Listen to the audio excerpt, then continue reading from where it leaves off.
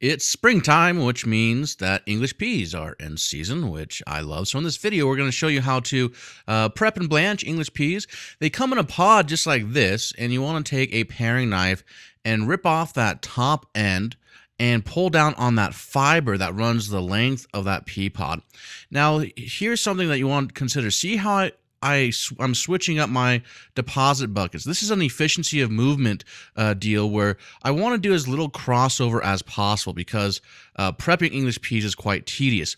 So you want to be able to build up a rhythm. And so notice how I cut the top off, strip down that fiber, go directly to the container holding my peas, open up that pod, and then discard the empty pod and kind of keep on going. This is how you're going to be able to get through a 50-pound case of English peas, which could take literally hours and hours and hours if you don't have a good rhythm.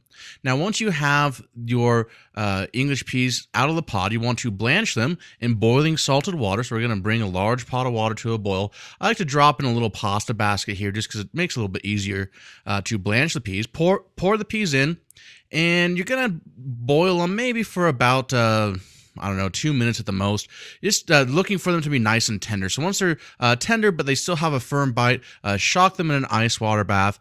And if you're using a basket like this, you want to give the peas a little bit of a stir because they will kind of form this hot zone since they're not in direct contact with the ice. So stir them around to even out the heat and cool them down as quickly as possible. Now from here, just with any other blanched product, you're going to just shake off that excess water, maybe let it drain on a towel, and then pour into a service container that you can then use for later use. Now, you can use these peas just as is. They're a great accompaniment to like a macaroni or a potato salad that you bring to a spring mixer.